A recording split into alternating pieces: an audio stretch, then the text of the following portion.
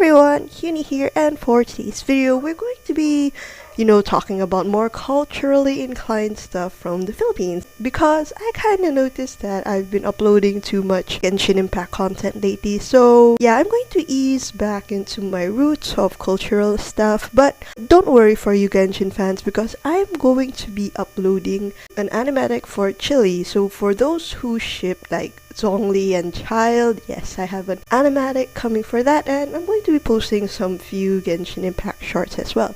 But for now, why haven't I been uploading recently?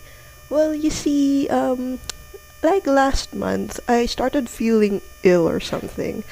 I was having an on and off fever, and then my throat started getting really itchy, and then food started tasting weird. Like, sometimes I won't be able to distinguish what I'm eating, and I cannot taste and appreciate my food well. So yeah, I was like, this is a weird flu. Turns out it wasn't a flu. Turns out it was corona. So guys, I'm going to be sharing my corona story, a corona experience in the future in a different video because I don't want to overload this video because we're going to be talking about Sinigang for this video. That's right, because I was craving for Sinigang when I was sick, so I've decided to just make a whole video surrounding Sinigang. Let's get on to the heart of the video. What is Sinigang? Sinigang is a national dish of the Philippines, but most people will try to fight it out and say that adobo is the national dish of the Philippines, but both are actually national dishes of the Philippines because, there's always a huge debate on which one is the primary national dish of the Philippines. But for me, my heart is always for Sinigang. So back in the day, Sinigang was actually prepared by boiling a fruit called the sampalok, or otherwise known as the tamarind. Like basically it's been boiled for a long time until the soup gets the sour flavor and then the seeds are removed from the broth. But since we're living in a more convenient lifestyle, no one will judge you if you just buy a pre-packaged sinigang mix, just like buying instant mix curry, like the Japanese curry. Yeah, it helps really cut down on the process and it still tastes amazing. Basically, sinigang is a sour soup that has tons of vegetables in it, and you can choose from different types of pork. You can have shrimp sinigang, which is the best, and you can even have it in fish. But I kinda don't appreciate fish sinigang because there's tons of bones in it. So like you're enjoying your bowl of hot sinigang and then, oh my god, my throat, I'm dying. So that's why I don't appreciate fish sinigang. Anyways, I'm kind of inspired to create videos similar to how Liziki makes her videos into like something so enchanting when cooking. So basically I'm just animating my experiences in cooking sinigang and trying to make it like an RPG style or cartoonish style. Anyways, let's say your grandmother asks you, "Oh, I'm sick. Please go make me a bowl of sinigang to make me feel better." And then you, the little apple, like, "Yes, grandma. I'ma go get the ingredients." Basically, we just have a tiny house with a little farm lot, and we're going to be picking out some vegetables for our sinigang. There are different ways to cook sinigang, so don't worry if your version is different. Different people have different ways of doing stuff, so it's not always 2 plus 3 equals 5. It's not always 3 plus 2 equals 5. There are different ways to solve things, and you do you. What we want to harvest from the garden is some beautiful bright red tomatoes. You want to get tons of tomatoes for your soup because it really adds a lot of beautiful tomato flavor, and when you eat it and then it's soft and then it just mushes in your mouth. Next up, we want to harvest some beautiful string beans, long beans which you can add to make it more nutritious as well. Water spinach, or kangkong in Tagalog, okra, and chilies. But you can add various other ingredients as well. Let's start by washing our ingredients first because who knows where or what insects have gotten into them. Especially for radish, these ones grow under the soil and so it's going to be dirty. So you're just going to want to wash them thoroughly. So how you want to prepare your radish is you want to first peel off the thin layer of skin that the radish has.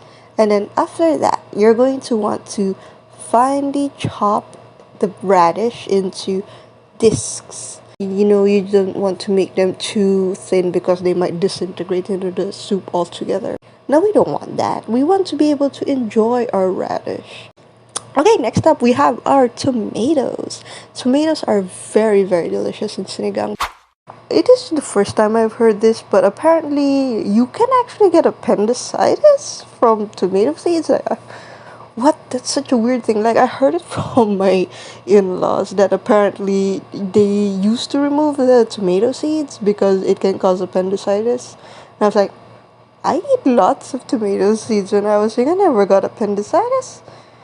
So I don't know if it is true or not, but maybe if you know about it, can you comment down in the comment section down below?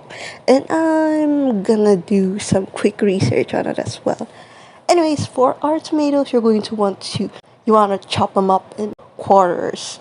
I know some people who like have whole tomatoes steaming in sinigang. Maybe that's if you're having smaller pieces of tomatoes. But for me, I just want to have them in beautiful quarter pieces, so it's still a bit big enough for me to chomp into it. We next prepare our okra.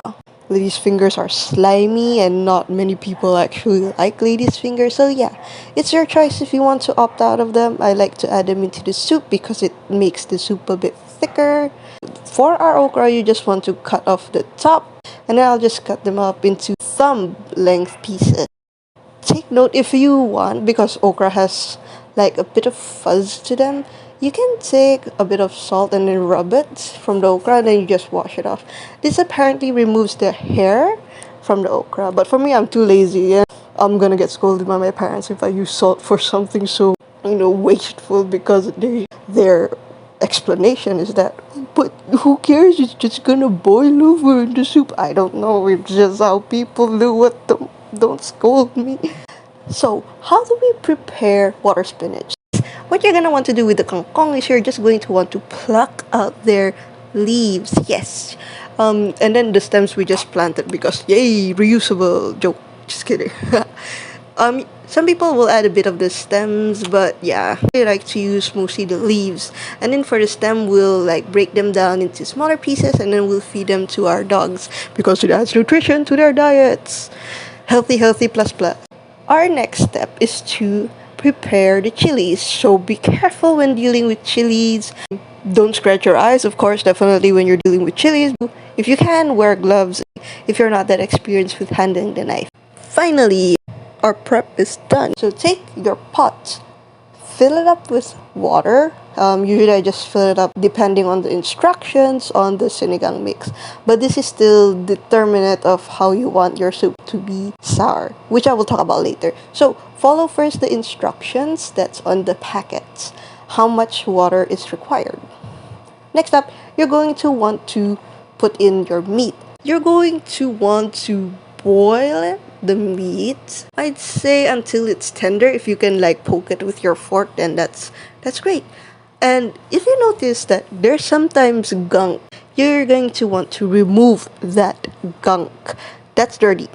Then after that, I didn't record prepping the onions because basically onions are so easy to prep. You just remove the skin and then you just cut them in halves. So yeah, just put your onions in and let it simmer. And then you can also add tomatoes, the okra, and then the string beans, because these are very hard vegetables and will take quite some time to boil.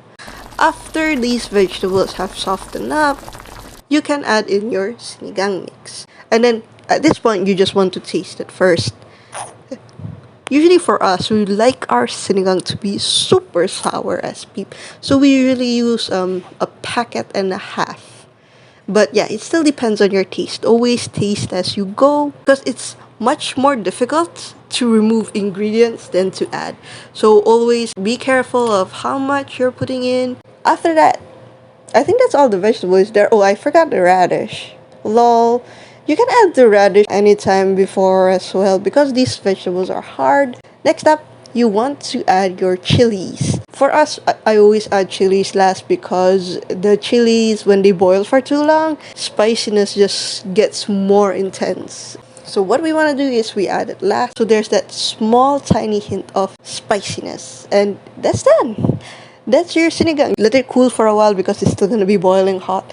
And when you're done, serve it in a huge bowl with steamy hot rice. And it's best enjoyed in cold weather or when it's a bit chilly, when you feel rather down and sick. It's nice to enjoy a nice bowl of sinigang. And I hope you enjoyed this episode of cultural Filipino stuff. I'll be sure to make more content because yeah, I'm getting better from Corona. Thank you for listening, and I hope to see you in the next video. Bye bye!